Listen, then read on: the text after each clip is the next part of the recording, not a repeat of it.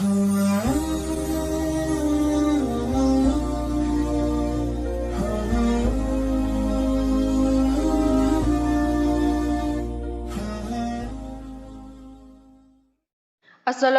warahmatullahi wabarakatuh. Selamat datang Sobat Muslim di channel Islam Menjawab.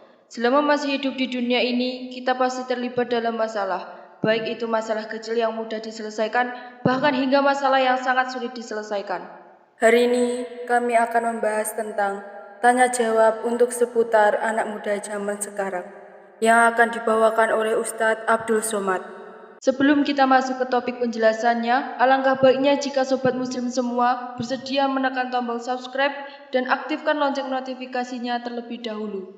Saya bertanya, saya kan tinggal di masjid, jadi Ustaz sering saya didapati jam orang sholat di tempat saya tertinggal. Kadang bukan jam yang mendapat jamaah. Jadi jamaah tersebut memberikannya kepada saya karena saya tinggal di situ. Bagaimana itu Pak Ustaz? Buat pengumuman kehilangan, pernah saya buat gak ada respon. Sekarang di kamar saya ada 2 jam orang tertinggal.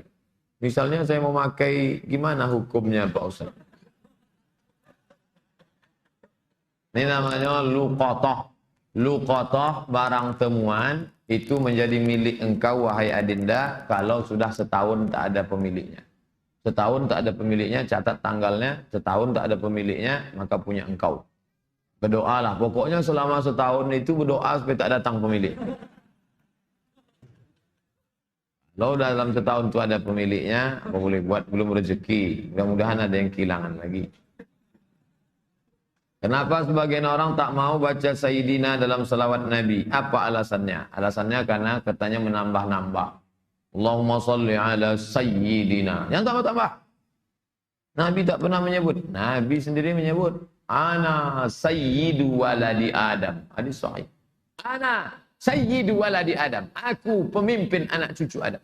Maka saya pun menyebut Allahumma salli ala sayyidina Muhammad. Allahumma salli wa sallim alaih. Tapi saya tak ekstrim. Yang mau pakai sayyidina silakan. Yang tak mau pakai sayyidina tak apa-apa. Tapi saya pakai sayyidina jangan salahkan. Dalam solat tak membaca bismillah, dalam baca al-fatihah, apa solatnya sah? Tentang baca basmalah dalam fatihah, hukumnya 3. Mazhab Syafi'i pakai bismillah jahar. Bismillahirrahmanirrahim. Syafi'i. Kalau Hanafi sama Hambali, Alhamdulillahi Rabbil Alamin, Ar-Rahmanir-Rahim. Itu Hanafi sama Hambali. Kalau Maliki tak pakai bismillah sama sekali. Allahu Akbar. Alhamdulillahi Rabbil Alamin. Itu Maliki. Tak ada yang salah. Yang jadi salah di mana? Ketika masjid itu bermazhab Syafi'i, ente masuk petantang petenteng pakai bismillah. Di situ letak kesalahan. Makanya ketika Syekh Abdurrahman Sudais, Imam Masjidil Haram ke Istiqlal, dia pakai bismillah. Terkejut-kejut orang Jakarta. Pakai bismillah dia. Dia tahu Dr. Abdurrahman Sudais dari Ummul Qura. Sebutkan, jelaskan ciri-ciri khawarij. Apakah membid'ahkan amaliyah orang lain merasa diri paling benar merupakan ciri-ciri khawarij? Yang memancing saya ngajak-ngajak mau mengkhawarijkan salafi. Nanti setelah saya khawarijkan salafi, direkam, diupload, habis itu habislah saya diserang salafi. Baca aja lah buku saya itu baik-baik. Capek saya dah kelai-kelai. Apakah Hajar Aswad sudah ada sejak Nabi Ibrahim? Hajar Aswad itu adalah salah satu barang pernak-pernik surga yang ada di bumi. Hadisnya sahih bahwa batu Hajar Aswad itu dulu putih. Lalu karena banyak dipegang orang berdosa, maka berubah menjadi hitam. Itu bukan pendapat ulama, hadisnya sahih tentang Hajar Aswad. Dibawa Nabi Adam rindu dengan surga, maka diturunkan Allah. Jadi bukan Adam. Ada pula saya dengar orang ceramah, waktu Nabi Adam mau turun ke surga, dia ada mau bawa, diambilnya batu, dikepitnya di ketiaknya. Bukan begitu. Adam sudah turun, lalu rindu ke surga. Dibawa Jibril. Kata Jibril, ini oleh-oleh dari surga. Itulah Hajar Aswad. Aslinya putih, tapi karena dipegang oleh orang-orang berdosa, menempel dosanya itu di batu itu menjadi hitam. Bukan yang bulat itu Hajar Aswad. Ada butir-butir kecil-kecil hitam-hitam dia. Tengok dari dekat. Itulah Hajar Aswad, ditempelkan ke dalam batu. Baru dibalut dengan cangkang yang terbuat dari besi. Nah, itu yang dicium. Batu kecil-kecil dalam. Yang besar itu batu biasa, ditempelkan ke dalam batu biasa. Hajar Aswad. Kalau istri tadi putih kemerahan, panggil dia Humaira. Kalau hitam ya Hajar Aswad. Jangan marah deh. Umur saya 24 tahun. Sekarang saya sudah kerja di perusahaan A. Saya baru diterima di perusahaan B yang merupakan pekerjaan impian saya. Tapi jika saya mengambil pekerjaan di perusahaan B, saya tak boleh menikah selama setahun. Sedangkan calon saya tak mau menunggu karena orang tuanya sudah tak bisa menunggu. Menurut Ustadz gimana itu? Karena di satu sisi saya ingin bekerja di perusahaan B karena gajinya lebih besar dan itu pekerjaan impian saya. Tapi penempatannya di luar kota. Jika jadi menikah kami bakal LDR. Tolong Pak Ustadz, ini tak ada masalah fikih. Ini masalah perasaan. Saya hanya bisa menjawab masalah-masalah fikih. Adapun masalah perasaan,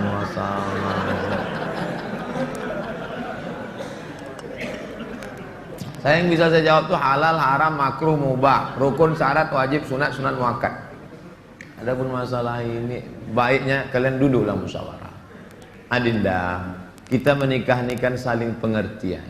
Aku kuliah pontang-panting mau kerja ini kerja kembali. Tolonglah kau pahami keadaanku sekarang. Kalau dari awal aja dia tak bisa ngerti kita, gimana setelahnya? Ini belum lagi menikah, main paksa-paksa, tak bisa. Ini dua makhluk yang berbeda. Walaupun sama-sama mau makan telur ayam, yang satu mata sapi, yang satu dadar, bisa berkelahi. Ini harus mengalah. Hari ini aku mata sapi, besok kau dadar. Ya, lama-lama yang mata sapi suka dadar, yang dadar suka mata sapi. Harus begitu. Nah, kan keperasaan juga ujung. Berapa menit setelah berbuka baru azan Pak Ustaz? Waktu azan itulah berbuka. Tengok definisi puasa. Imsakun nafsi, menahan diri anil mahzurati, dari semua yang membatalkan puasa. Min tulu'il fajri, dari terbit fajar. Terbit fajar itu azan subuh. Ila ghurubis syamsi, tenggelam matahari, syafaq ahmar, azan maghrib. Hanya saja bagi muazin minum dia dulu. Muazin itu dianjurkan minum dia. Zahabadh dhama'u wa batallatil uruq wa thabatal ajru. Baru dia azan. Allahu akbar, Allahu akbar. Nah, itu dah minum tuh. Kalau yang belum minum, Allah. Belum minum itu. Apakah boleh kita makan setelah selesai, setelah Isya masuk?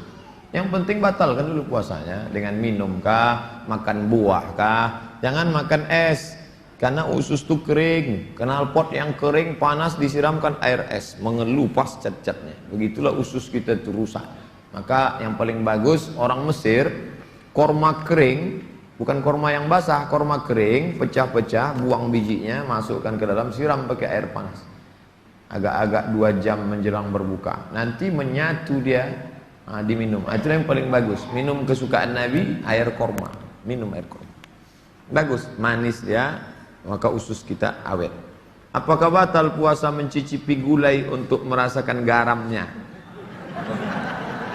Mazhab Hambali mengatakan tak batal, karena dia tak masuk ke rongga, tak masuk ke dalam, hanya di ujung lidah. Di ujung lidah ini ada perasa. Jadi teteskan. Maka tak batal, karena tak masuk. Habis dirasanya gini, habis itu di ludahnya boleh. Tak masuk ke sini, tak masuk. Mazhab Hambali, tapi saya tak mengamalkan. Saya tidak mengamalkan. Ini saya jawab, mana tahu nanti ada ustadz. Saya bilang tak boleh.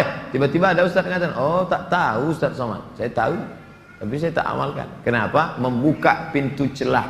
Saya tak menyalahkan Imam Hambali. Orang sekarang imannya tak macam Hambali. Asik mencicip aja dari pagi. Cicip, cicip. Ustadz, gimana cara menghafal Quran? Kami dulu aturan di Al-Azhar tidak pakai SKS, kuliah tak SKS, setahun dipaket 14 mata kuliah, 2 juz Al-Quran, tidak pakai SKS, tahun 1, tahun 2, tahun 3, tahun 4, 14, 2 juz. Jadi cara kami sebelum subuh dihafal dulu. Satu halaman. Sebelum subuh hafal 1 halaman. Nanti ke masjid, qobliyah subuh baru diulang waktu baca. Tahiyatul masjid itu dibaca. Maka lama sholatnya karena mengulang. Setengah, 1 rakaat setengah diulang. Tahiyatul masjid, qobliyah subuh, duha, qobliyah zuhur, ba'diyah zuhur, dalam sholat zuhur, qobliyah asar. Nanti asar distorkan ke syekh. Biasanya di tiang-tiang syekh nunggu ngapal. Tapi yang mau menghafal ngantri panjang, nyetorkan hafalan. Tradisi itu tak ada di Pekanbaru. Kalau di Mesir menyetorkan hafalan ngantri menjelang asar sampai maghrib, menyetorkan hafalan setengah juz. 1 hari, 2 hari. Jadi 20 hari hafal 1 juz. 20 hari. Nah, baru waktu yang lain dipakai untuk menghafal. Ujian tak boleh bawa buku, masuk ke dalam hanya pena saja, bawa kertas tak boleh. Kalau ketahuan mencontek, ditangkap, bisa dicabut, deportasi. Jadi kalau sudah deportasi, putus beasiswa, pulang tak dapat tiket, diusir dari asrama, malu. Karena dulu sebelum berangkat udah kenduri motong kambing. Jadi tekanannya tinggi. Jadi ketika saya pulang, saya terapkan sistem itu, tak boleh nyontek. Semuanya menyontek. Akhirnya saya berpikir, gimana supaya saya buat 10 soal. Buat 10 soal, bagi. Boleh nyontek Pak? Silakan. Oh, kok lain soalnya? Baru tahu dia. Saya masih muda Ustadz, ya, kelihatan dari tulisannya. Saya menyukai seorang akhwat. Alhamdulillah. Sempat antum suka ikhwan? Masuk antum yang 144 di... Apa yang harus saya lakukan Pak Ustaz? Kalau untuk meminang sekarang saya tak bisa karena masa kuliah. Saya nggak mau pacaran, tapi saya takut nanti akhwat yang saya suka ini diambil orang. Apa yang harus saya lakukan Pak Ustaz? Antum datang ke orang tuanya, Pak, saya mau minang anak bapak. Kapan kau nikah? Ya setelah selesai kuliah lah. Semester berapa sekarang? Baru daftar Pak.